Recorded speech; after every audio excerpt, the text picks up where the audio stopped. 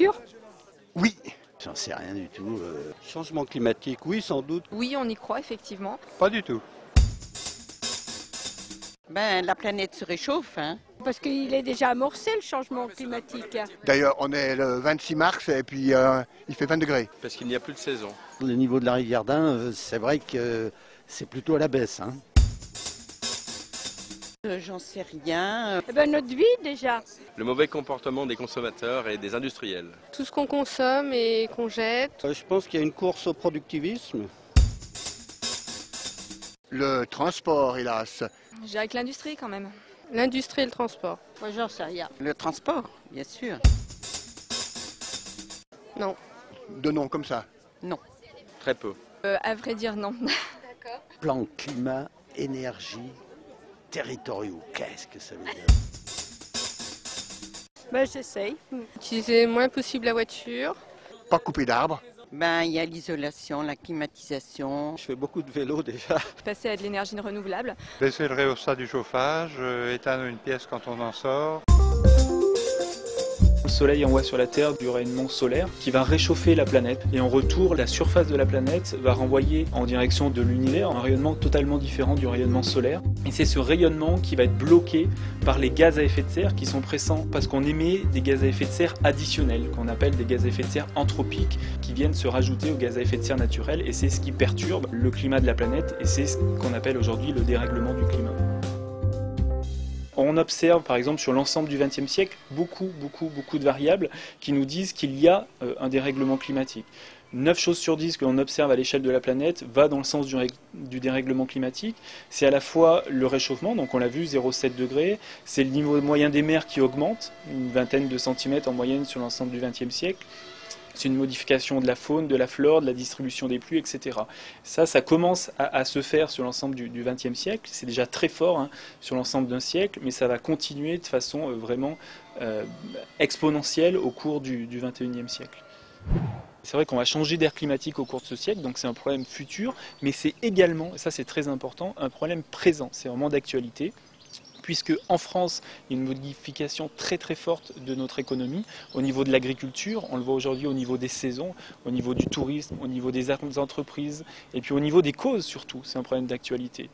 Puisqu'au niveau des causes, il faut qu'on agisse aujourd'hui pour que 2020, 2030, 2050 ne soient pas très loin du climat actuel. Donc c'est vraiment quelque chose d'actualité, et c'est pour ça qu'il faut vraiment agir aujourd'hui. Et les scientifiques nous disent que si on n'agit pas aujourd'hui, jusqu'à 2015, 2020, 2025, on passe à côté de cette problématique climatique. Le climat change et change vite. Dans notre département, la température moyenne a augmenté en 40 ans de 1,1 degré Celsius. En basse montagne, soit autour de 800 mètres d'altitude, l'enneigement a chuté de 1,50 m à 1,20 m selon Météo France. Ce changement de température a un impact direct sur l'environnement et indirect sur l'homme. Par exemple, un peu partout dans l'Ain comme en France d'ailleurs, les floraisons de certains arbres fruitiers sont plus précoces et les insectes pollinisateurs ne s'étant pas adaptés, les arbres produisent moins de fruits certaines années. Pas très loin de notre territoire, à Chamonix, la mer de glace a perdu 1 mètre par an en 15 ans et perd depuis 2000 4 mètres par an. En augmentant nos émissions de gaz à effet de serre, nous contribuons à augmenter les températures puisqu'une plus grande partie de l'énergie solaire est retenue dans l'atmosphère. Ces dérèglements climatiques, que nous constatons depuis plusieurs années, seront bien plus importants d'ici 50 à 100 ans. Canicules, vagues de froid, inondations, récoltes moins abondantes, migration d'insectes et d'animaux déréglant les écosystèmes et porteurs de maladies. Nous sommes tous concernés. Que l'on soit décideur ou simple citoyen, nous sommes tous concernés et pouvons, dans nos actions quotidiennes, agir pour réduire nos émissions de gaz à effet de serre. Sur notre territoire, bassin de Bourg et Bourg-en-Bresse agglomération, les élus ont fait le choix d'agir pour lutter contre le réchauffement climatique en élaborant un plan climat-énergie territorial.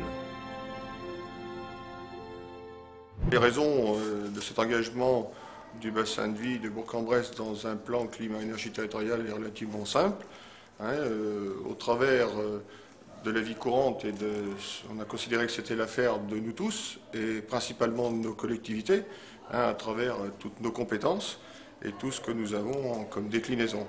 Notre démarche est certes originale, nous avons engagé cette réflexion avec la ville de Bourg-en-Bresse et son agglomération, Bourg-en-Bresse agglomération, et les 7 intercommunalités qui composent le bassin de vie de Bourg-en-Bresse.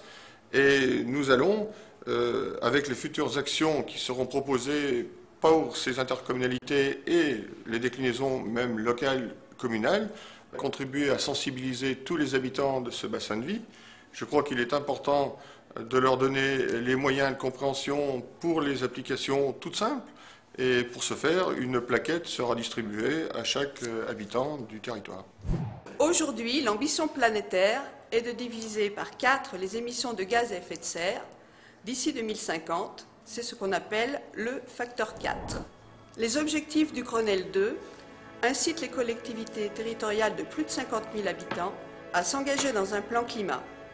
Bourg-en-Bresse agglomération, composée de 15 communes, soit 73 000 habitants, est concernée par cette démarche. Un plan climat a pour but de réduire les émissions de gaz à effet de serre et d'adapter le territoire au changement climatique. Agir aussi au travers de nos compétences telles que les déplacements, l'économie, l'aménagement, la politique de la ville, en intégrant tous les éléments ayant un effet positif sur le climat. C'est aussi faire émerger des actions par nos partenaires tels que les communes, les entreprises, les associations, car c'est par l'addition de toutes les volontés que nous pourrons atteindre notre but. La première étape, c'est d'effectuer un diagnostic. Il a été établi par Eliante. Les principaux secteurs à l'origine de ces émissions sont les bâtiments à usage d'habitation ou à vocation économique, tels que les bureaux et les activités tertiaires, mais aussi ce sont les déplacements, tels que les camions et les voitures. Chacun de nous est donc responsable des émissions de gaz à effet de serre par ses choix de transport, de chauffage, d'isolation ou de consommation. Consommons responsable en évitant la surconsommation et le suremballage et en privilégiant les produits locaux et de saison. Repensons nos déplacements en limitant l'usage de notre voiture. En mettant en place le covoiturage, en utilisant les transports en commun ou en prenant notre vélo, nous agissons pour l'environnement et faisons aussi des économies. À la maison, évitons la surconsommation d'énergie. Baisser le chauffage de 1 degré en hiver, éteindre les appareils en veille, remplacer les ampoules halogènes par des ampoules basse consommation et bien isoler son habitat, c'est réduire notre facture environnementale et notre facture d'électricité.